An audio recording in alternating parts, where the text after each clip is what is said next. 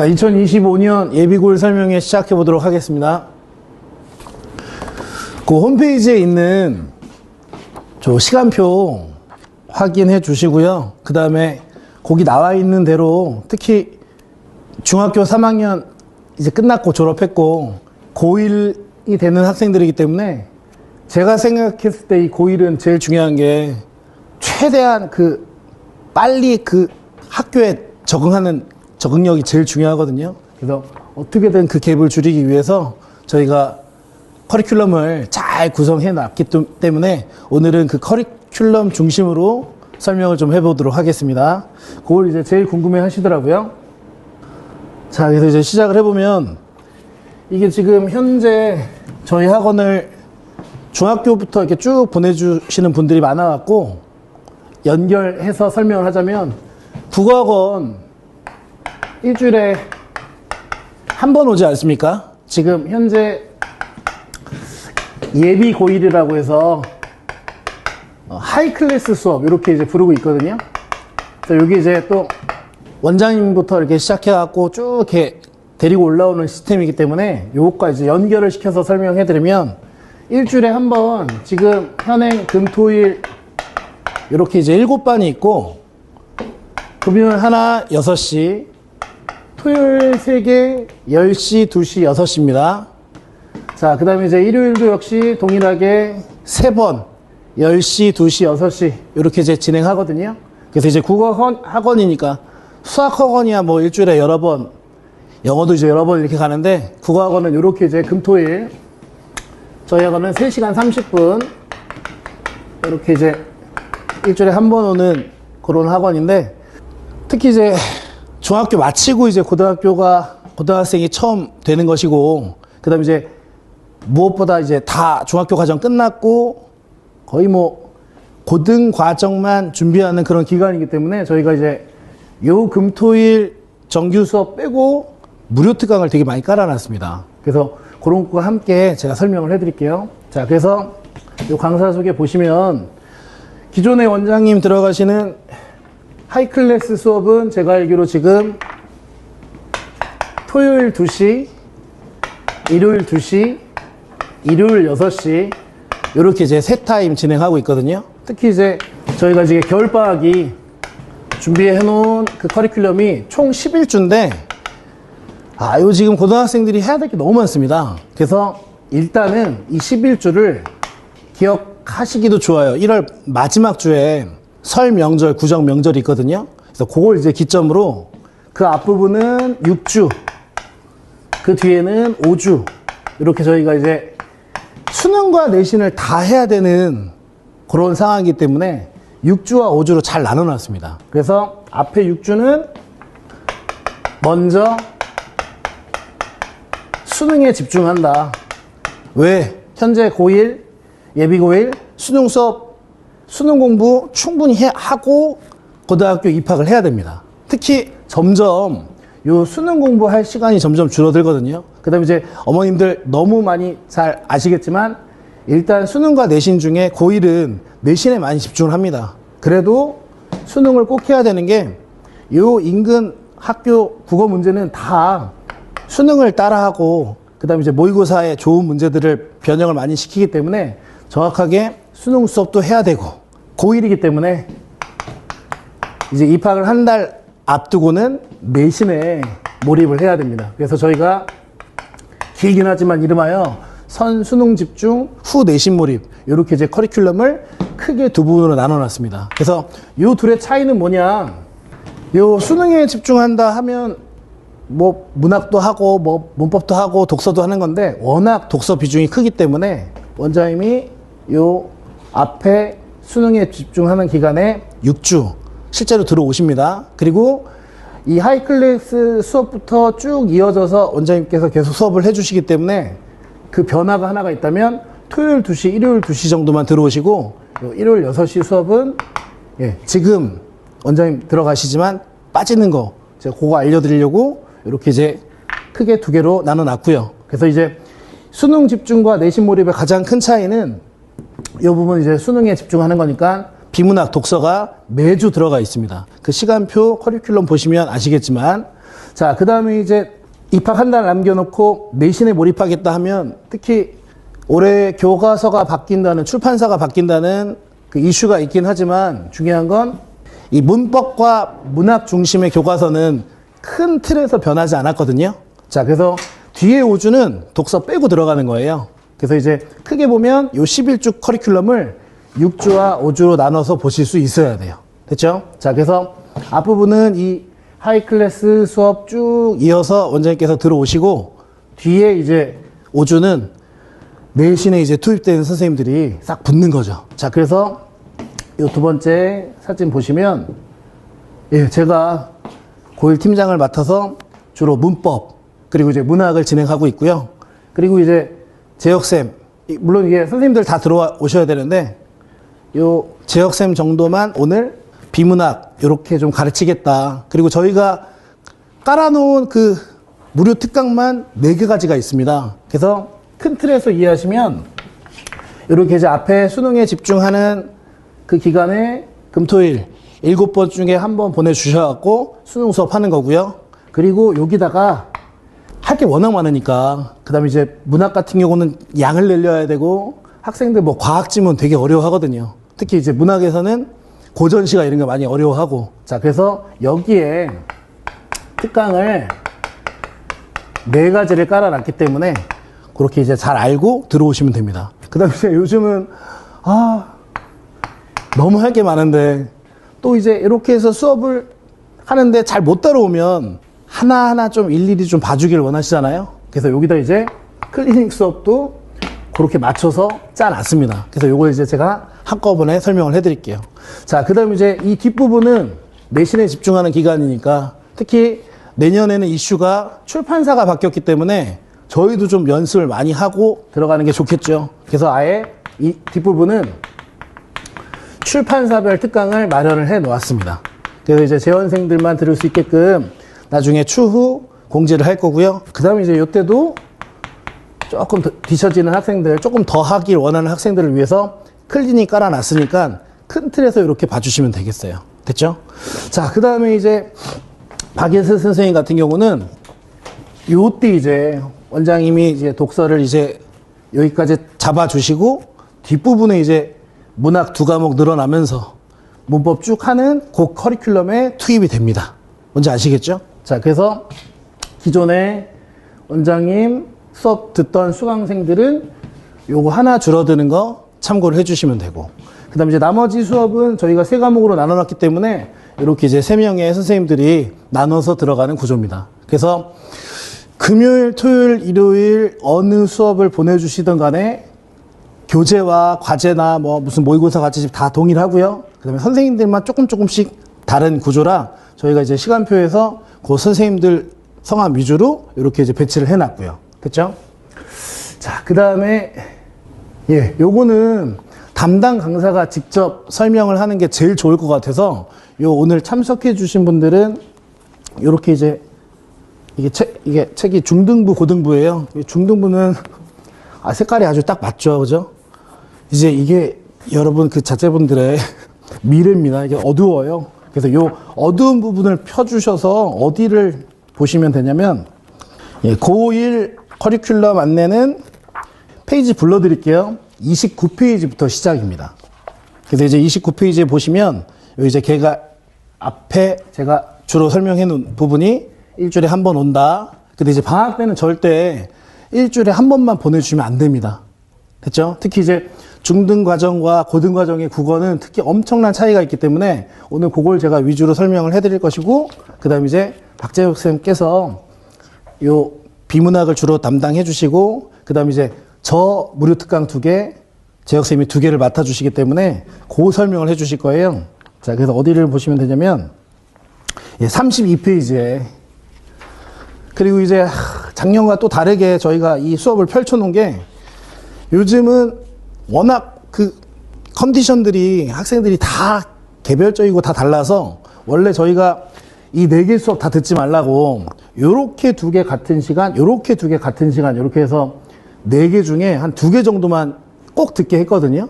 근데 요즘은 그게 워낙 다 달라갖고 아예 그냥 화요일부터 목요일까지 펼쳐놨습니다. 그래서 거기 이제 좀 잘 보일 수 있게끔 33페이지에 이렇게 이제 맞춰놨거든요. 기호로. 그래서 이렇게 1월 7일 주중에 시작되는 요 주중 특강은 무려 3주 동안 정규 수업을 뒷받침할 수 있는 수업으로 3주 동안 펼쳐놨고, 그 다음에 이제 한 주에 2번을 다 듣는 게 아니라 2번 중에 1번, 그러니까 동일한 수업 2번 하는 거거든요. 그래서 한 번만 가장 필요한 수업을 중점적으로 보내주시면 됩니다. 아시겠죠? 자, 그래서 요 관련해서 32페이지에 있는 그 특강 수업 안내해 드릴 테니까 잠시만요. 네, 안녕하세요. 반갑습니다. 네.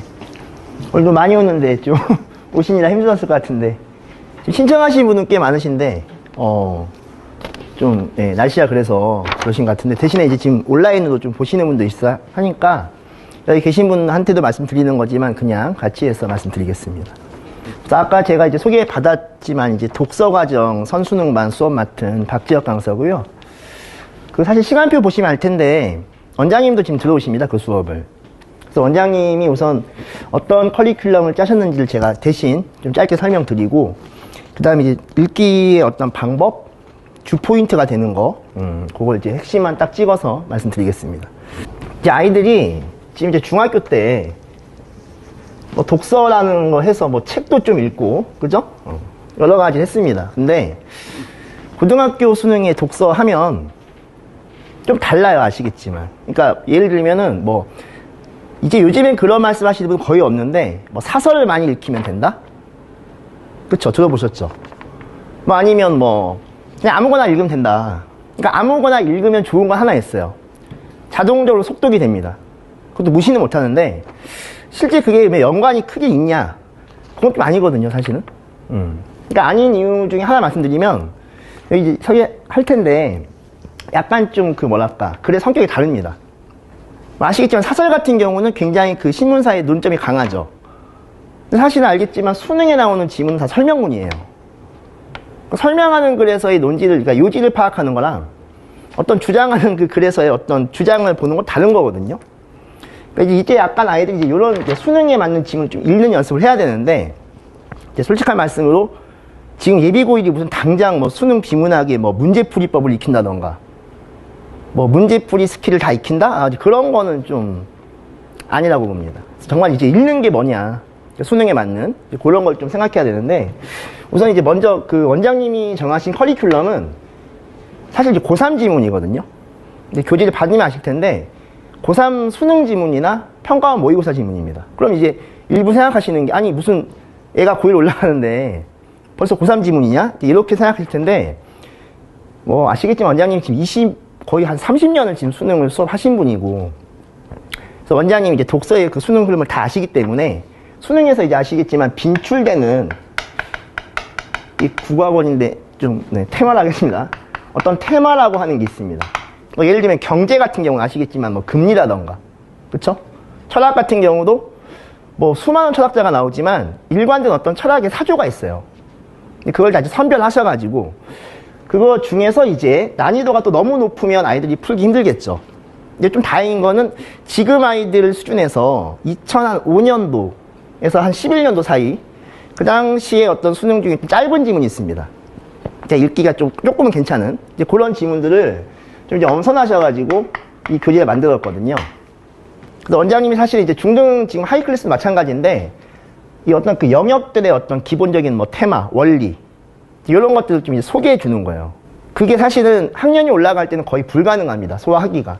이제 그런 것들을 익히는 단계가 지금이기 때문에 이번 과정에서도 이제 이런 지문을 선별했다, 이렇게 말씀드리겠고, 여기 이제 2번이 이제 본론인데, 적어놨지만 이제 독서가 뭐냐, 좀 거창한 얘기인데 이걸 좀 말씀드리겠습니다. 그래서 이게 사실 고민했는데 여기 너무 원론적인 얘기라서요, 이게 좀 재미가 없거든요. 그래서 요거를 딱 제가 설명드리고 바로 다음에 제가 한 실제 그 평가원 모의고사, 근데 그 지문을 또 제가 다 갖고 오면 읽기 힘드시니까 한 달락만 제가 뽑아왔습니다. 그래서 어떤 얘기인지를 직접 그 지문을 갖고 말씀을 드리겠습니다. 우선 지금 이제 되게 뻔한 제목으로 써 있는데, 의사소통 행위로서의 독서는 제가 쓴 게 아니라 평가원도 교과서도 얘기하고 있는 독서의 정의예요. 근데 이게 너무나 추상적인 말이니까 잘 납득을 못 하셔서 제가 좀 얘기를 바꿔보면 1번 보시면 대화로서의 글 읽기. 이게 무슨 소리냐면 그냥 간단히 말씀드릴게요. 글을 쓴 사람은 자기 글을 독자가 말하듯이 읽길 원해요. 그러면 읽는 독자도 당연히 이 사람이 말한다고 생각하면서 읽어야 됩니다.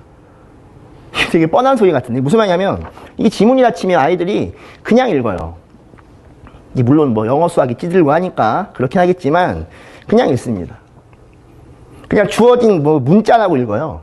근데 그렇게 안 읽고 무슨 나한테 말을 하고 어떤 정보를 알려주려고 하네 이런 식의 반응만 가져도 자동적으로 독서에서의 상승이 돼요. 그러면 자동적으로 어떤 게 중요한지도 어떤 강사의 가르침이 아니라 본인이 알게 됩니다. 그 말씀 이따 뒤에 지문에 볼 텐데, 그러니까 대화하듯이 읽어야 됩니다. 제가 처음에 수업 들어갈 때 이 얘기 돼요. 애들이 이제 팔짱 좀 끼고 뭔 소리야, 뻔한 소리야 이렇게 하는데 제가 강조하는 건 저 1번을 계속 갑니다. 학년과 관계없이. 마찬가지 2번인데 지금 방금 얘기한 건데요. 그러면 필자가 보통 비문학 지문의 서두에서 본인이 뭔가 말하고 싶은 거에 대해서 바로 말할 수 없잖아요. 이해가시죠? 어떤 글을 이제 말할 때 진짜 중요한 얘기를 다 알아먹게 하려면 다 읽어야 되잖아요. 말도 마찬가지고. 그러면 서두에는 말하고자 하는 말을 좀 추상적으로 던집니다. 아주 쉬운 예로 말을 할 때 생각해 볼게요. 대화할 때 예를 들면 어디 갔습니다. 가게를. 가게에서 뭐 물건을 보여준 거예요. 점원이. 근데 하는 말이 이 가게 물건만 갖고 있는 독특한 특징이 3개 있다. 뭐 예를 들면 이렇게 말하면 누가 안 가르쳐도 당연히 뭐라 반응하나요? 그쵸? 거기서 예, 아니요 라는 사람 없습니다. 특징이 뭐예요? 물어보잖아요. 그러니까 마찬가지 뭐 특징, 요건, 개념, 변천 이런 단어가 되게 많이 나오죠. 비문학 지문엔. 근데 그거가 중요한지를 몰라요. 왜냐하면 말하듯이 안 들으니까. 그래서 그런 단어가 나올 때 지문에서 그 단어들에 반응을 해야 돼요. 그게 무슨 말일까? 그걸 궁금해하고 읽는 친구랑 그냥 개념이구나 하고 그 다음 문장 넘어간 친구는 달라요. 마찬가지 3번도 마찬가지. 그러니까 지금 방금 말했지만 특징이 있어. 그러면 특징에 대해서 말하는 문장이 나오겠죠. 뒤에서. 그럼 그 흐름을 계속 본인이 생각하면서 읽는 게 3번입니다. 제가 이제 비유적으로 설명을 했죠. 문장의 흐름을 헤엄친다. 그러니까 어쨌든 궁금해지는 지점이 나올지를 계속 연결해 읽는 겁니다. 자, 벌써 이렇게 얘기해도 좀 추상적이죠. 이게 좀 잘 보이실지 모르겠는데 제가 한번 읽어보겠습니다. 짧게요. 여기 지금 부모님들도 이제 보시면 한번 읽어보세요. 이게 고3 지문이긴 한데 난이도가 뭐 엄청 높았던 지문까지는 아닌데 첫 단락을 제가 갖고 왔습니다. 한번 보겠습니다. 자, 17년 9월인데 좀 빠르게 읽을게요. 자, 권리와 의무의 주체가 될 수 있는 자격을 권리 능력이라 한다. 사람은 태어나면서 저절로 권리 능력을 갖게 되고 생존하는 내내 보유한다. 그리하여 사람은 재산에 대한 소유권의 주체가 되며 다른 사람에 대하여 채권을 누리기도 하고 채무를 지니기도 한다. 자, 같이 설명 들어가겠습니다. 지금 읽으면 고3 지문이니까 이 정도 내용은 이미 알고 있는 거예요, 애들이. 그쵸? 그러니까 사람이 권리 능력 갖고 있다? 다 알고 있는 얘기잖아요. 그런가 봐. 납득하면 빠르게 넘어가죠. 그 다음. 자, 사람들의 결합체인 단체도 일정한 요건을 갖추면 법으로서 부여되는 권리 능력인 법인격을 취득할 수 있다. 자, 여기서 이제 한번 생각할 건 뭐냐면 제가 방금 말한 거 있죠. 그냥 읽는 게 단체 얘기하나 본데 이 정도면 안 되고요. 말하듯이 적극적으로 반응한 사고를 해야 돼요. 이건 강의로 그러면 네가 할 수 있냐 저한테 뭐 물어보시겠지만 굉장히 강조합니다. 계속 물어봐요. 제가 수업하면서 이 문장 볼 때 뭐가 궁금하죠? 그쵸? 바로 앞에서 뭐라 했습니까? 사람은, 그러니까 개인은 그냥 권리 능력 가져요. 태어나서 저절로. 이 뻔한 얘기를 왜 했냐? 뒤에 보니까 결합체인 단체는 법으로서 부여되는 권리 능력인 법인격을, 그럼 결국은 단체도 법인격이라는 권리 능력 갖는 건데, 그쵸? 뭐가 추상적이죠? 궁금해할 포인트. 그쵸? 일정한 요건 아닙니까? 저게 뭔데요? 요건이 뭔데? 저거는 누가 말로 만약에 말했다. 우리 회사 들어올 때 요건이 필요해. 그럼 반응하게 돼 있어요. 글이니까 저걸 놓칩니다, 애들이. 그럼 이제 요건이 뭘까를 생각하면서 읽어야 돼요. 계속. 자, 단체 중에는 사람들이 일정한 목적을 갖고 결합한 조직체로서 구성원과 구별되어 독자적 실체로서 존재하며 운영기구를 두어 구성원의 가입과 탈퇴에 관계없이 존속하는 단체가 있다. 이를 사단이라 하며 사단이 갖춘 이러한 성질을 사단성이라 한다. 사단의 구성원은 사원이라 한다. 자, 정보가 많아지니까 독해력이 약한 친구들은 이제 머리가 아파요. 저걸 기억해야 되나? 사단성 이러고 있을 텐데 앞에 흐름을 이어 읽은 친구는 뭘 보냐? 그치. 개인은 저절로 권리 능력 갖는 건데 단체 중에서 구성원과 구별되는 독자적인 그런 게 있네. 그럼 독자적인 그런 단체가 갖는 권리 능력이 뭐지? 그 요건이 뭐지? 이렇게 가는 거예요. 그 다음 문장. 자, 사단은 법인으로 등기되어야 법인격이 생기는데 법인격을 가진 사단을 사단법인이라 부른다. 여기까지만 읽을게요. 다시. 사단은 법인으로 등기되어야 법인격이 생기는데 법인격을 가진 사단을 사단법인이라 이 문장 딱 보는 순간 사실은 그렇죠? 이 부모님들은 좀 잘 읽으시는 분은 이미 너무 쉬운 글인데 보입니까 안 보입니까? 제가 뭘 묻는지 아시겠죠? 보여요 안 보여요? 보여야 돼요. 물론 이 지문은 지금 예비고일에게 읽힐 지문 아닙니다. 예시를 위해 갖고 온 건데 지금 뭐가 딱 보이냐? 법인으로 등기, 그러니까 사단도 단체죠. 앞에 내용이. 그러면 사단도 단체인데 그 단체가 법인으로 등기되어야 법인격이 생겨요. 법인격은 앞에 나왔던 말로 하면 권리 능력인데 그럼 단체는 사단은 법인으로 등기되는 요건을 갖춰야 권리 능력이 있는 거죠. 너무 설명이 너무 빠른가요? 그렇죠? 개인은 그냥 생기는 건데 단체는 요건이라는 게 있으니까 그게 설명이 뒤에 된 겁니다. 여기서 문제는 자 고3이니까 그런 친구가 없었겠지만 법인을 모른다? 그럼 어휘가 부족한 거예요. 어휘는 따로 저희가 매주 과제에 이제 나갑니다. 테스트도 보고. 어휘는 당연히 기본인 거고. 자, 법인 등기가, 그치, 이게 이제 중요한 정보네 하면서 머릿속에 이건 기억이 되는 거예요. 왜? 앞에서 계속 끌어와 읽었으니까. 그쵸? 왜? 궁금해하면 읽었으니까. 이렇게 되면은, 자, 이제 이 당시 실제, 이 문제 하나를 이제 보겠습니다. 1번 문제였어요. 물론 이제 한 달락만 읽었으니까 답이 나오진 않습니다. 실제로 시험장에선. 근데 이제 중요한 정보가 있는지 보겠습니다. 자, 틀린 거 찾는 건데 1번. 사단성을 갖춘 단체는 기구를 둔다. 아까 읽을 때 나왔던 말인데 글 전체를 읽었으면 기억은 안 날 수 있습니다. 찾아가면 되는 거였고 2번. 주주 얘기는 안 나왔죠. 제가 보여주는 문단에는. 그럼 지금 판단 불가니까 패스. 자, 3번. 자, 이런 거 잘 보세요. 법인격을 얻은 사단은 재산에 대한 소유권의 주체가 될 수 있다. 이 선택지를 찾아가야 되나요? 지문을? 아까 읽었을 때 기억이 나죠? 그쵸? 단체는 권리 능력이 있잖아요. 법인 등기하면 된다면서요. 제가 일문단만 보여드렸지만 그 얘기는 계속 나옵니다. 뒤에서. 그러면 3번은 그냥 판단돼야 되는 거예요. 4번. 자, 사단법인의 법인격은 가입과 이것도 아까 나왔던 얘기인데 기억이 안 날 수는 있습니다. 찾아가도 되는 거예요. 답은 5번인데 5번 보겠습니다.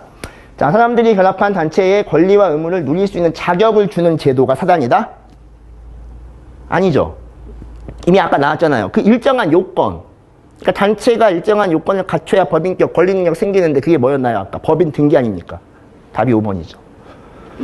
그래서 이 드린 예시가 어떤 얘기를 하고 싶은 거냐면 결국 그 얘기입니다. 그러니까 이게 아시다시피 독서가 고1 내신에도 기본이에요. 지금 뭐 문학이나 문법도 뒤에 또 설명하시겠지만 팀장님이 애들이 읽는 거가 기반이 되어야 실제 이 지역에 아시겠지만 내신형, 수능형 섞여 있는 그런 고난도 문제를 풀 수 있는데 이 방학 과정에는 실제 뭐 문제풀이법 뭐 이런 거 하는 게 아니에요. 그런 건 추후에 충분히 합니다. 그래서 읽는 거에 대한 기본적인 마인드 세팅 이게 들으면 별거 없죠. 근데 생각하시면 아까 정말 뭐가 배경 지식이 크게 필요한 게 아니에요. 읽을 때 궁금해지는 그게 진짜 중요한 겁니다. 저는 이제 뭐 여기서 지금 김영준 국어학원 이제 8년, 9년 일하고 있는데 사실 독서 수업은 아이들 잘 안 들어요. 재미가 없기 때문에 자꾸 물어봐요. 과제나 자료에도 이런 걸 물어볼 예정입니다. 그러니까 문제도 푸는 건 중요한데 아까 말한 반응하는 그런 체크하기 이런 것들을 좀 강조해서 할 예정이고 돌아와서요. 이제 이런 걸 하면 사실 요 연과정 정규 수업 비문학 수업만으로도 충분히 잘 이제 본인이 받아들일 수 있으면 흡수할 수 있는데 또 이런 건 있습니다. 뭐냐면 학생들이 좀 편차가 있다 보니까 난 이게 너무 쉽다. 그래서 잘 소화를 못하는 친구도 있지만 너무 잘 받아들이는 친구도 있어요. 이제 그런 친구들은 아까 그 32페이지 개강 안내문 그 특강에 대한 안내문 보시면 제가 담당한 특강은 이제 두 가지인데 하나가 이제 독서입니다. 독서. 이게 연장선의 특강이긴 한데요. 이제 고난도면 너 엄청 어려운 거 아니냐 이러실 텐데 이 정도 지문이라 생각하시면 돼요. 근데 이거 해보면 받아들이는 친구도 있고요. 특강은 이제 지적인 좀 흥미가 높은 친구들, 이제 그런 친구들이 와서 수업을 들으면 훨씬 더 효과가 좋을 것 같아요. 그래서 이제 독서 특강은 그 날짜 확인하시면 될 것 같고, 그 다음에 이제 플러스 하나 더는 이제 저 밑에 고전시가 특강이 있는데, 이건 지금 독서 얘기를 제가 주로 했기 때문에 좀 짧게만 말씀드리겠습니다. 이 고전시가 사실은, 그 우리나라, 이게 좀 위험한 얘기인데, 우리나라 지금 뭔가 이렇게 모의고사 같은 걸 내는 그 범위하고 국어 학교 교과서가 뭐가 안 맞는 게 있어요. 예를 들면, 고1 3월 모의고사에 막 그 시조 가사? 이런 게 나옵니다, 실제로. 물론 이제 뭐 사교육에서 이런 걸 중학교 때도 배우는 사람이 있긴 사실 없어요. 그쵸? 그래서 3월에 애들이 이제 요게 되게 당황해 합니다. 그래서 이런 것들을 최근에 이제 작년도, 그쵸? 아, 올해죠, 올해. 죄송합니다. 올해. 그래서 올해 모의고사에 나왔던 고1 고전시가 지문 플러스 이제 고2 지문 중에서 좀 선별해서 이제 소화할 수 있는 것들, 그것들 좀 모아가지고 지금 저희 학원에서 정규 수업 때도 시조 수업 하고 있지만 전체적인 어떤 고전시가의 그 맥잡기? 이런 식의 수업도 같이 하겠다. 이렇게 하시면 되겠고요. 아까 이제 그 팀장님이 지금 소개하다가 제가 잠깐 얘기를 한 거는 이제 어떤 원장님이 이게 의도가 다 살아 있습니다. 저도 이제 뭐 제가 들어가는 만 따로 있고 이렇게 하지만 원장님의 어떤 그 생각을 다 반영해서 만든 교재와 읽기에 대한 어떤 그 마인드 잡기, 이걸 가장 주안점 두고 있다. 이렇게 말씀드리겠고, 나머지 그 자세한 일정들은 다시 또 설명할 거거든요. 그래서 설명 다 들으시고 궁금하신 점 있으시면 여쭤보시면 되겠습니다. 네. 요 정도까지 말씀드리고요. 이따 다시 뵙겠습니다. 감사합니다. 자, 그럼 다시 돌아오겠습니다, 어머니들. 자, 그래서 이게 비문학은 원장님도 하시고 저 재혁쌤도 해주시는데 수업을 되게 오래 잘 하십니다. 그래서 그냥 어차피 똑같은 교재 쓰고 있으니까 보내주시면 돼요. 빨리 하겠습니다. 이건 다 아시는 내용이죠? 일단은 교과서 바뀌고요.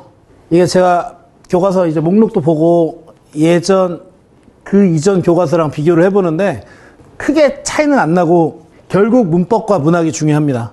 그리고 더 중요한 건 어느 학교 가든지 자기 학교 교과서 정해지면 그 안에서 문제 나오고 프린트 나눠주고 모의고사 변형 문제 내고 하여튼 다양한 방식으로 문제 내니까 문법은 똑같고요. 그 다음에 이제 2학기 께 1학기로 내려오고 막 그 정도 차이만 있는 것이고, 조금 저희한테 귀찮은 게 문학 작품이 바뀐다는 거거든요. 그럼 이제 다른 학원들도 다 마찬가지겠지만 막 코로나 때 유행했던 그 우영우 이런 것도 강남에서 제일 많이 선택할 것으로 예상되는 그 교과서에 막 들어가 있더라고요. 그래서 이제 이런 것들은 문제가 딸리니까 저희가 요즘 뭐 하고 있냐면 AI 문제 업체와 일주일에 한 번씩 세미나 같은 걸 하고 있거든요.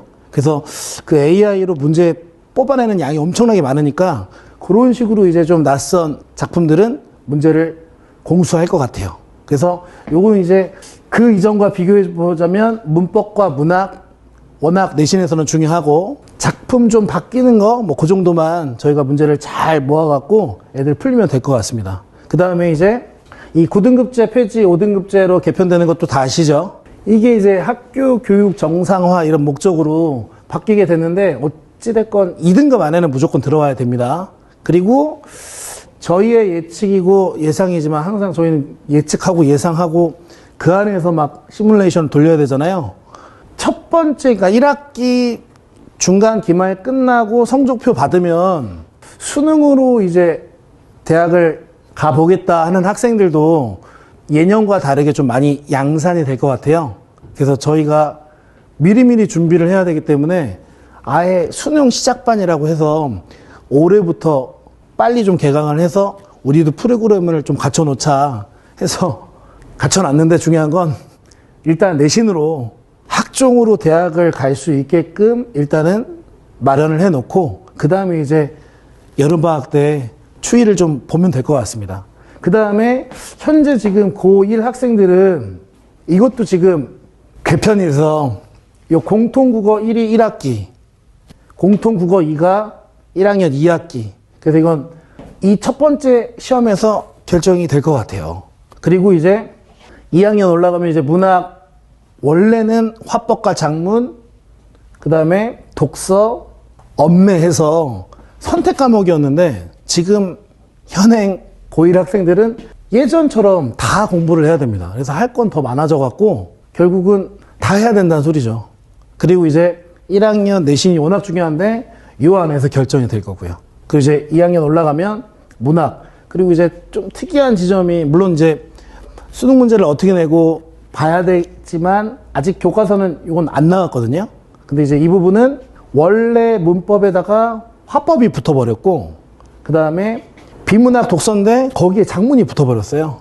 그래서 결국은 요즘 애들 뭐 엄매냐 화작이냐, 그 이전 선배들한테는 선택 과목이었는데 이제는 다 해야 되기 때문에 문법 약한 학생들은 막 피하고 했거든요. 근데 이제 그런 걸 이제 할 수가 없습니다. 그래서 결국 국어는 할 게 더 많아져 갖고 저희가 특강도 많이 깔아놨습니다. 아시겠죠? 자, 그래서 이번 고1 학생들의 가장 큰 변화 지점이고 여기에 맞춰서 공부를 해야 합니다. 자, 그리고 이제 결국 수능과 내신, 여기 이제 대학을 가는 방식이기 때문에 저희는 요거를 6주, 요거를 5주에서 먼저 수능 잡고 수능 공부하고, 그 다음에 이제 입학 1개월 남겨놓은 시점에서 내신에 몰입하는 그런 프로그램으로 커리큘럼을 구성했습니다. 그리고 이제 점점 그 문제 학생들 풀어보면 알겠지만 중학교 국어랑 좀 다르게 이 인근에 있는 내신 문제는 그냥 다 수능 문제랑 동일하다라고 보시면 돼요. 그래서 이 수능과 내신이 결국은 수렴하고 만나기 때문에 결국 이 두 마리 토끼, 수능과 내신, 그리고 약간의 비중을 조금 더 두자면 일단 1학년 때는 내신에 주목해야겠죠. 자, 그래서 여전히 내신은 중요하고 목표를 3월 학평 1등급 독서도 잡아야 되고, 그 다음에 이제 더 나아가서 4월 말, 그 다음에 이제 6월 말에 치르는 요 두 번의 내신 시험 매우 중요하기 때문에 그걸 이제 영순위 목표로 잡아놓고 커리큘럼을 구상했습니다. 자, 그리고 여기 이제 원래 수능형 문제는 이렇게 보기 주고 니들이 아는 지식은 다 됐고 보기 안에 있는 틀로 작품을 분석해봐. 문법 문제도 다 똑같거든요. 근데 이제 요 인근 학교에서는 아예 보기에 교과서에 있는 작품, 그 다음에 이제 같이 물어볼 수 있는 낯선 신화 작품들을 준 다음에 그걸 이제 수능형 문제라고 이렇게 표방을 많이 하기 때문에 결국은 이런 문제들을 많이 이번 방학 때 접해보는 게 중요합니다. 아시겠죠? 자, 당연한 얘기 써놨는데 첫 시험 잡아야 된다고요. 그리고 여기 이제 학생들의 그 등수가 고착화돼서 잘 안 바뀌거든요. 그래서 첫 시험부터 특히 제일 무서운 게 요 끼리끼리 어울리는 거. 그래서 첫 시험부터 잘 다져갖고 1학년 과정에 잘 적응할 수 있도록 만들겠습니다. 그래서 큰 흐름이 겨울방학 10일 1학기 준비하는 거고요. 여름방학은 또 할 게 정해져 있습니다. 2학기 준비하는 것이고, 특히 뭐 나란 말씀이 둥국에다라, 문법은 중세국어 이런 거 하는 거거든요. 그래서 이제 크게 요 겨울방학을 잘 보내야 된다라고 흐름을 잡아놓은 거고, 그 다음에 학교별 반배치고사는 준비할 필요 없습니다. 간혹 가다가 요거 자료 달라고 하시는 분들이 있는데 그럴 필요 없고 그냥 평상시 실력으로 보면 됩니다. 그 다음에 이제 더 중요한 건 1학년 때는 첫 모의고사, 특히 인근에는 이 3월 학평 1등급 들어오는 학생들이 많고 그걸 가지고 이제 6월, 9월, 11월 쭉쭉쭉 수능과 관련된 시험들을 보게 되는데 서울은 요 6월 학평 안 보죠. 저희는 이제 자료로 특강으로도 막 보고 하는 게 요 6월 학평이고요. 점점점 시간이 지나면 지날수록 수능은 요 9월, 11월 요게 이제 중요한 거고. 자, 그다음에 이제 저희의 첫 번째 잡아야 되는 목표는 요 내신 잡아야죠. 특히 5등급제로 변화하는 이 시점에서 무조건 1등급 10% 안에 들어오는 게 가장 최선이고, 그 다음에 2등급도 당연히 가능성을 열어놓을 수 있는, 그러니까 내신으로 학종을 쓸 수 있는 그런 등급이고, 조금 애매해지는 등급이 3등급이거든요. 그래서 3등급은 아예 그냥 생각지도 마시고 1, 2등급 안에 무조건 들어올 수 있게끔 요 두 번의 시험을 잡아야 됩니다. 그래서 어떻게든 수능과 내신과 수능 다 잡을 수 있게끔 커리큘럼을 잡아 놓은 것이고요. 그래서 이제 펼치면 이렇게 흐름이 되는데 결국 이 11주 겨울방학 동안 길거든요. 그리고 이제 정규 수업은 금토일 한 번 3시간 30분 진행하는데 중간중간에 주중에 클리닉이든 무료 특강이든 조금 부족한 것들은 어떻게든 조금 양으로 채워주셔갖고 국어 수업을 많이 좀 듣게 해주셔야 됩니다. 대치동에 이런 프로그램이 없어요. 저희 진짜 솔직히 말해서 방학 때는 몸빵 한다 하거든요. 그래서 펼쳐서 여러 번 많이 들을 수 있게끔 과목을 늘려놨으니까 그거 위주로 제가 보고 설명을 해드리겠습니다. 그리고 요건 제가 궁금해서 매번 물어보는 건데 중학교 때 국어학원을 특히 저희 학원은 중등부, 고등부 이렇게 딱 연계가 돼 있으니까 쭉 보내준 학생들이 안정적입니다. 그리고 이제 대부분의 학생들이 내신 때 국어학원 찔끔찔끔 뭐 이것도 나쁘지 않거든요. 근데 이제 워낙 수학이 중요하다 보니까 수학에 집중한 학생들은 이번 방학 때 시간은 제가 봤을 때는 충분하다고 여겨지기 때문에 그 안에 국어의 그 빈틈을 많이 채워주셔야 돼요. 그래서 저희도 펼쳐놓고 와라 하기 때문에 좀 알고 보내주시면 제일 좋겠습니다. 그 다음에 요 유학 경험이 긴 학생들은 미리 좀 언지를 주시고 좀 알려주세요.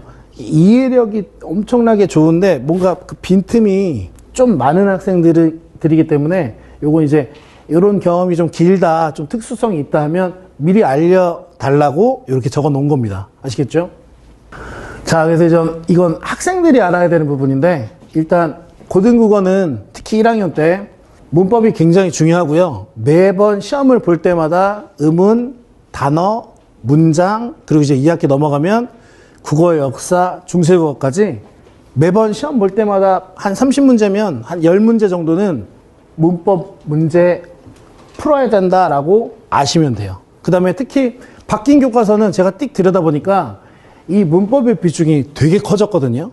물론 1학년 국어를 잘라면 문학과 문법 이 두 개가 중요한데 문법 비중이 조금 더 강화된 그런 개정 교과서의 특징을 보입니다. 그래서 요거 시간 많은 방학 때 싹 잡아두셔야 돼요. 자, 그리고 교과서 외부 작품 활용하는 건 인근 학교에서 너무나 다양한 방법이기 때문에 작품의 양을 늘려놓는 게 중요합니다. 11주니까 충분하거든요.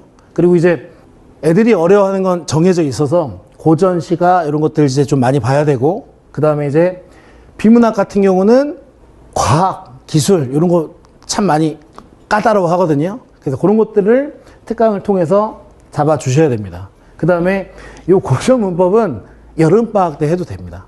그래서 지금 뭐 저희 학원에서는 이 하이클래스 수업에서 중세국어까지도 좀 알고 고등학교 넘어가자 해서 잡아놨는데 요건 이제 다 시기가 정해져 있는 거라 이 차이를 알고 수능 문제, 모의고사 문제, 인근학교 기출문제 많이 풀어보면 풀어볼수록 첫 시험에 좋은 성과를 낼 수가 있습니다. 자, 그 다음에 바뀐 교과서도 작은 단위 음운부터 그 다음에 약간의 특이점이 있다면 요 단어 한글 맞춤법은 2학기로 많이 넘어가 있더라고요. 그래서 요 문법 요소와 음운의 변동 요게 이제 중간고사면 요게 이제 기말고사 첫 시험 중간고사 기말고사에 등장할 것이고 요 중세국어와 한글 맞춤법이 바뀐 교과서에는 다 국어 2로 넘어가 있습니다. 그래서 여기 이제 한 번씩 등장하는 문법이다 이렇게 해서 잡으셔야 되고, 그 다음에 이게 다행인지 불행인지 모르겠으나 관동별구 그거 아시죠? 다 그 강호의 병이 깊어 그건 이제 교과서마다 들어가 있기도 하고 안 들어가 있기도 했는데 관동별국은 바뀐 교과서에 다 빠져 있더라고요. 그래서 그거 아닌 가사문학 꼭 나오는 삼위인곡, 송민곡, 상춘곡 요것도 이제 시기적절하게 수능처럼 공부해서 내신 때 잘 써먹으면 되는 그런 작품들입니다. 아시겠죠? 자, 그래서 일단 3월 학평 1등급 나오려면 독서부터 잡아야 되고요. 그래서 저희 프로그램에서는 수능 6주, 선수능에 촘촘하게 깔아놨고. 자, 그 다음에 이제 내신에서는 문법이 워낙 중요하기 때문에 의문부터 문장까지 중세국어 2학기니까 빼고 그 의문, 단어, 그리고 이제 문장을 계속해서 돌려주셔야 돼요. 그리고 이제 문제를 보면 다 복이 있고 고1, 고2, 고3의 수능 문제까지 다 변형해서 학교에서 아주 치밀하게 문법 문제를 내기 때문에 그것도 이제 이번 겨울방학 때 잡아주셔야 되는 부분입니다. 자, 그리고 이제 문학은 교과서에 있는 작품으로만 절대 문제를 출제하지 않기 때문에 어떤 작품이 주어지든 간에 그 안에서 해결할 수 있는 능력이 중요합니다. 이게 수능이 원하는 방식이죠. 그래서 이런 것도 학교 시험 문제에서 흔히 볼 수 있는 강남 비출 유형이기 때문에 그런 연습을 저희가 시키려고, 그러니까 금토일 정규 수업 때 배우는 작품들은 바이블로 삼을 수 있는 교과서에도 있는 꼭 알아야 되는 작품이고요. 그리고 이제 얘를 바탕으로 수능이다, 그 다음에 이제 어려운 문제다 하면 낯선 시가, 낯선 작품이 들어가 있기 때문에 뭘 던져주든 간에 해석을 하는 능력이 매우 중요합니다. 그리고 이제 중요한 건 정답을 맞춰야죠.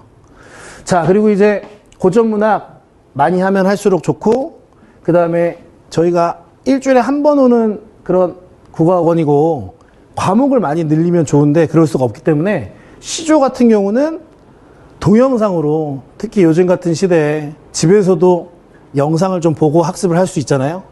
영상이 필수가 돼버렸고, 그래서 이미 다 시험에, 학교 시험에 잘 나오는 시조 같은 것들은 11주 분량을 다 찍어 놨습니다. 그래서 그거를 보고 애들은 학습하고 하고 나서 테스트로 관련 문제들을 풀어보고 잘 자기가 정리했는지 테스트를 해보면 됩니다.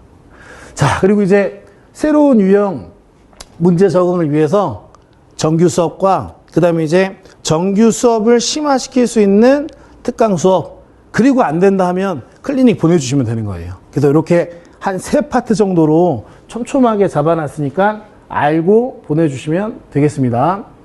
요거 단과 수업에서는 이런 수업을 찾아보실 수 없을 거예요. 그래서 일단 원장님께서 고1 수업 중심을 딱 잡아주시고, 원장님은 한 30년 넘게 국어만 하신 분이거든요. 그리고 이제 바깥에 무슨 20년 이벤트를 한다고 저희하고는 20년이 됐더라고요. 그래서 그냥 상징적으로 숫자를 대치동 20년 경력의 노하우, 그 해마다 문제들 발생하고 그 문제 같은 것도 저희가 데이터베이스로 잘 모아갖고 제가 다 관리를 하고 있기 때문에 요즘은 그 중에서도 양질의 문제를 추리고 꼭 풀려야 될 문제들을 잡아내는 과정이 되게 중요하더라고요. 그래서 이 후배 강사님들, 같이 일하는 팀원들 같이 이렇게 공유를 해서 팀 수업이 저희가 추구하는 그런 수업 형태고요. 자, 그리고 정규 수업 이거 일주일에 3시간 30분 너무 짧아요, 제가 봤을 때. 그래서 어떻게든 이번 방학 때는 특강으로 약점 보완 잘 안 되는 거 심화시킬 수 있게 수학처럼 국어에도 좀 시간 투자를 좀 해주셔야 됩니다. 그리고 제일 중요한 건 시간만 되면 무료로 들을 수 있기 때문에 재원생들만 들을 수 있는 수업이라 무료 특강 어떻게든 보내주십시오. 그리고 뭐 다른 과목이랑 시간이 겹친다는 학생들은 모든 수업은 영상을 찍고 영상으로 제공하기 때문에 그 교재 정도만 사서 집에서 학습할 수도 있거든요. 근데 가급적이면 저 같은 경우는 현장에서 호흡을 하고 안 되는 거 바로바로 잡아주는 게 제일 효율적이라고 생각하기 때문에 그렇게 좀 가급적 현장으로 좀 보내주셨으면 좋겠고, 그게 안 된다 하면 인강을 활용해 주시면 됩니다. 자, 그래서 참석해 주신 어머니분들은 뭘 보셔야 되냐면, 어머님들 요거 제가 한번 딱 정리를 해 드릴게요. 자, 29페이지 한번 펴주시고요. 자, 앞에서 다 얘기한 내용들이랑 선수능 집중 앞에 6주고요. 그 다음에 이제 설 연휴 끝나면 내신에 몰입하는 기간이 5주입니다. 그래서 총 합쳐서 11주고요. 자, 그리고 이제 밑에 과목은 강좌 내용에 수능 집중반에 독서 비문학이 있고 내신 몰입에는 독서가 빠진다. 그리고 이제 내신 몰입은 워낙 고1 과정에서는 문법과 문학이 중요하기 때문에 문학을 나눠 놓은 겁니다. 그리고 이제 첫 시험에서는 주로 현대시, 현대소설이 등장하기 때문에 앞부분은 문학을 하더라도 특히 학생들이 많이 어려워하는 고전, 특히 고전시가, 고전소설, 특히 고전소설은 유형을 알고 공부를 해야 모의고사 문제도 척척 풀 수 있습니다. 그래서 앞부분은 비문학, 문학, 고전문학 이렇게 잡아놨고 특히 시조는 간단하기 때문에 집에서 충분히 영상으로 학습이 가능합니다. 아시겠죠? 자, 그래서 요게 이제 동영상 과제가 되는 것이고, 자, 그 다음에 이제 요렇게 이제 금토일 한번 수업 들으면서 조금 더 부족하거나 조금 더 심화시켜야 될 내용이 있다면 저희가 그걸 수능에 초점 맞춰서 무료 특강을 4개를 잡아 놓은 겁니다. 그래서 특히 비문학과 고전 시간은 제가 맡은 과목이 아니기 때문에 담당 강사가 어떻게 가르치고 뭐에 초점을 맞추겠다라고 설명하는 게 제일 좋거든요. 그래서 앞부분에 박재혁 선생님께서 그냥 수업을 그냥 한번 해주신 거고, 자, 그 다음에 이제 뒤에 5주는 독서 빠지고 문학 2가지 과목으로 펼쳐서 고전시가 시조와 함께 영상 수업 쭉 진행을 합니다. 자, 그리고 이제 문법은 11주 안에 첫 시험에 써먹어야 되는 의문, 의문의 변동, 작은 단위부터, 그리고 이제 2학기 시험에 등장할 교과서가 바뀌어서 그래요. 한글 맞춤법과 그리고 이제 문법 요소까지 의문, 단어, 문장을 그냥 싹 다 잡는다고 보시면 됩니다. 그리고 이제 중세국어는 당연히 1학기 시험에 써먹을 수가 없으니까 2학기 커리큘럼에 배치되어 있겠죠. 아시겠죠? 자, 그 다음에 이제 넘겨주세요. 자, 넘겨서 30페이지는 요렇게 이제 앞에 6주 담당 강사, 뒤에 내신 몰입반 담당 강사 한눈에 보실 수 있게끔 적어 놨고요. 자, 그 다음에 이제 31페이지. 자, 여기 보이시죠? 독서. 그래서 앞에 6주 인문, 예술, 사회, 법, 정치, 과학, 기술, 특히 이런 것들 학생들이 많이 어려워하니까 원장님 같은 경우는 배경식 철저하게 딱 잡아주실 것이고, 됐죠? 자, 그 다음에 이제 문학은 앞에 고전소설, 문법, 앞에 의문, 그리고 고전문학 온라인 수업으로 해서 크게 4가지 과목으로 배치를 해놨습니다. 보이시죠? 자, 그래서 이렇게 되는 거예요. 3시간 30분 중에 중간에 한 쉬는 시간 한 10분 빼고 테스트 20분 빼면 1시간, 1시간, 1시간 수업하는 거죠. 근데 제가 봤을 때 이거 너무 적다 이거예요. 그래서 주중에 특강 꼭 보내주셔야 됩니다. 자, 그리고 이제 뒤에 5주는 독서 빼고 문학 두 과목으로 나눠서 여기 이제 꼭 알아야 되는 시인들이고, 그 다음에 출판사 제가 딱 그 바뀐 교과서 보니까 요즘 시인들, 이 나이덕, 정우승 이런 시인들도 알고 들어가면 너무 좋을 것 같아갖고 시험에 써먹고 꼭 알아야 되는 시인들. 자, 그 다음에 이제 고전 소설이 유형을 알고 공부를 해야 된다면 현대소설은 시대입니다, 시대. 자, 그래서 대표작 다 교과서에 있는 것들입니다. 일제강점기, 해방 이후, 전쟁 이후, 그 다음에 70년대 산업화 도시화까지 한 작품씩 딱 해갖고 잡아주시면 돼요. 그리고 요 작품들은 다 학생들도 어디서 봤음직한 그런 교과서에 있음직한 그런 대표작들이고, 고1 학평에는 이런 시대와 관련된 낯선 작품들을 던져주거든요. 그래서 그런 연습들은 다 심화 확장된 수업으로 특강에서 만나보실 수 있습니다. 자, 그리고 이제 문법은 내신 수능 할 거 없이 그냥 작은 단위 의문부터 단어, 문장까지 쫙 국어의 역사 빼고 이번 방학 때 11주 동안 잡아주면 가장 효율적인 공부가 될 거고요. 자, 그럼 이제 고전문학 시조 11주 동안 영상으로 집에서 학습하고 테스트로 자기 학습한 거 확인해 보면 됩니다. 아시겠죠? 자, 그래서 이제 31페이지 요 11주 커리큘럼이 결국은 첫 시험인 내신에 잘 써먹고, 그 다음에 이제 3월 학평 전국 단위이기 때문에 거기도 이제 4% 안에 잘 들어갈 수 있을 만한 그런 커리큘럼을 진행해 놓은 것이라 결석 없이 매주 한 주 한 주 잘 쌓아주는 그런 작업이 중요합니다. 자, 그리고 이제 알고 들어야 되는 게 요 정규 수업을 확장시킬 수 있는 무료 특강 4가지죠. 그래서 32페이지 하단에 고전시가, 밑에 비문학 독서는 담당 강사인 재혁쌤께서 충분히 설명을 해주셨고요. 자, 저는 이거 매년 하는 거거든요. 자, 5개년 수능 기출로 문법의 흐름 잡기. 이거 그냥 실제로 매년 엄매 꼭 풀어야 되는 5문제, 6문제를 5년치를 앞에다 해놓고, 요게 이제 정규 수업을 강화시킬 수 있는 문법 수업이기 때문에 저는 주로 여기서 중학교 학생들이 가장 약한 형태소를 딱 잡습니다. 형태소를 잡아야 의문에도 써먹을 수 있고, 더 나아가 뒷부분에 단어까지 써먹을 수 있습니다. 그래서 실제로 고3 문제 놓고 가장 약한 형태소를 잡고 정규 수업의 보완으로 요 특강 3시간 수업을 잡습니다.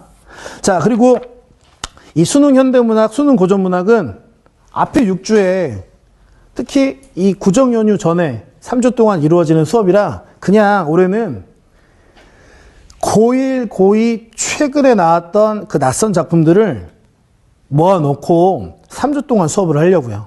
그래서 나온 수업 특강이 현대시, 현대소설 한 2년치 정도는 고1, 고2 다 풀릴 생각입니다. 이게 3주고, 그리고 이제 2시간 동안 3주이기 때문에 결국은 앞에 요 시간표를 보시면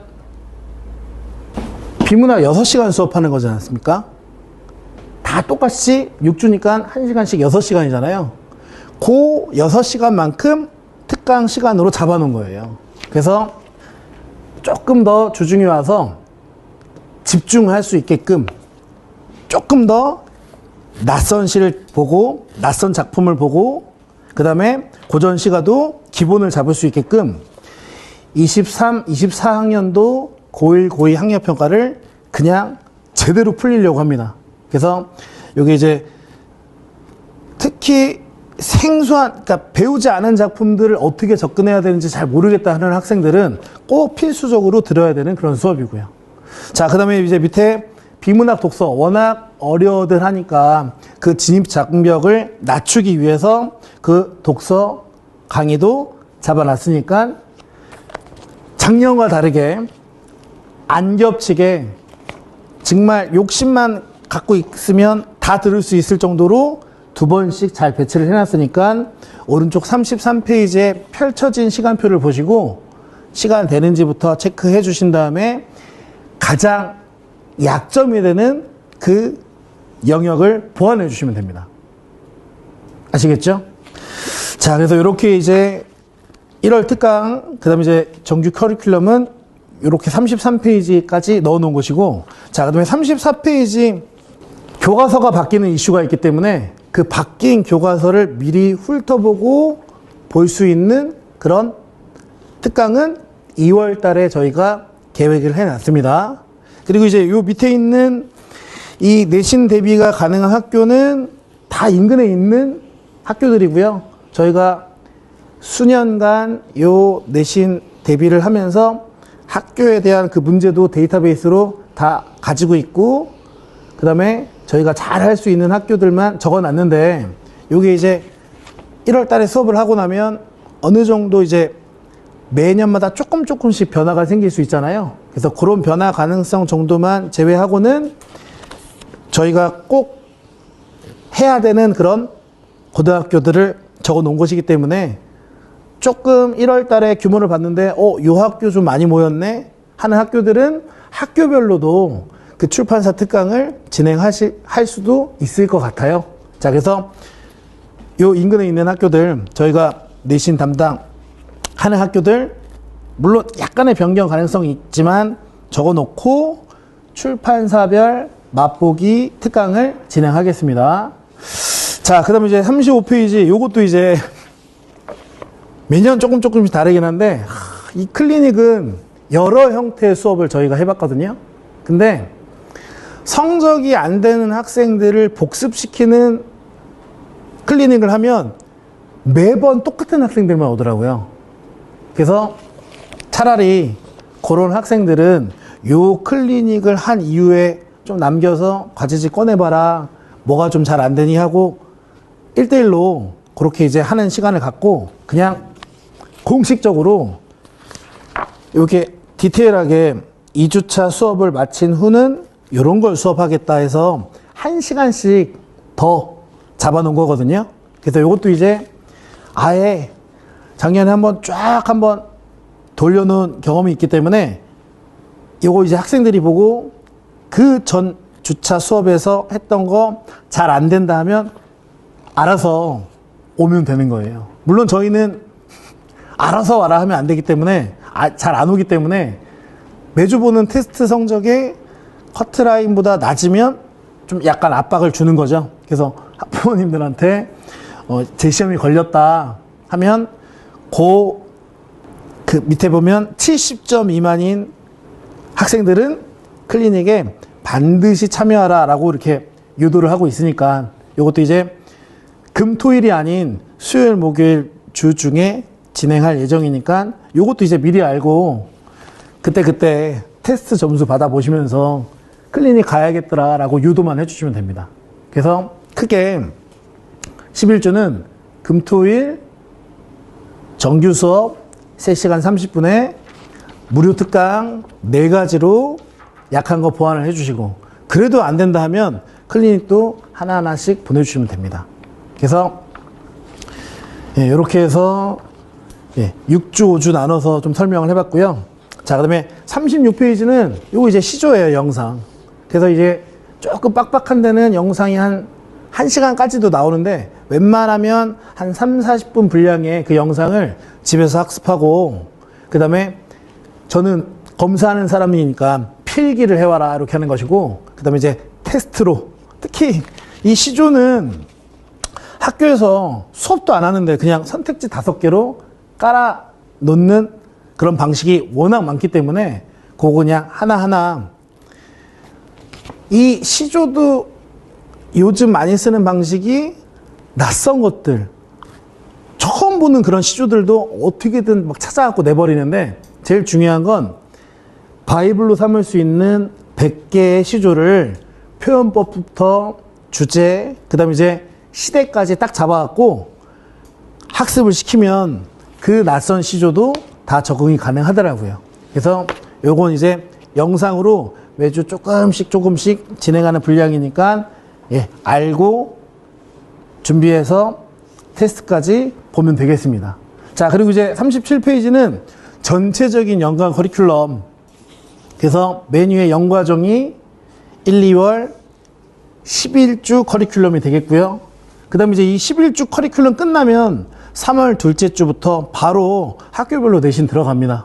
그래서 워낙 고1 학생들은 내신이 중요하기 때문에 그때부터 이제 자기 교과서 놓고 그 다음에 이제 교과서 바뀌어도 똑같은 건 학교에서 프린트 주는 학교 정해져 있고 거기에 부교재 쓰는 학교 정해져 있고 거기에 3월 학평 변형 문제 내겠다 하는 학교들 거의 다 정해져 있거든요. 그래서 학교별로 저희가 시간표는 한 2월 초 정도에 공지를 하니까 그 스케줄 맞춰갖고 내신 그리고 바로 중간고사 끝난 뒤에 기말 내신 그래서 중간에 뭐 특강 수업 정도가 있을 수 있는데 그거를 제외하고는 3, 4, 5, 6은 내신에 집중하는 거죠. 자, 그리고 이제 7, 8월은 중세국어 하면서 특히 고전 시가의 분량을 늘리면서 2학기를 준비하는 시간이고요. 자, 그 다음에 이제 뒤에 9월, 10월, 11월, 12월 마찬가지입니다. 그래서 이게 지금 올해는 변화가 5등급제로 변화하고 그 다음에 교과서도 바뀌는 그런 해이기 때문에 요 9, 10, 11, 12월에 수능 시작반 그게 이제 어느 정도 규모가 될지 모르겠으나 약간 그 내신 2등급 안에 좀 들어오지 못한 그런 학생들이 들어야 되는 수업도 준비 중에 있습니다. 그래서 올해 한번 해봤는데, 그래서 데이터도 잘 모아놓고 저희도 요 바뀌는 시스템에 맞춰서 다 해본 게 있기 때문에 그렇게 이제 길게 혹은 이렇게 봐주시면 될 것 같아요. 그렇죠? 자, 그래서 개강 안내문에 있는 내용을 중심으로, 특히 제일 중요한 건 커리큘럼 중심으로 설명을 드렸기 때문에 요 정도로 해서 마치도록 하겠습니다.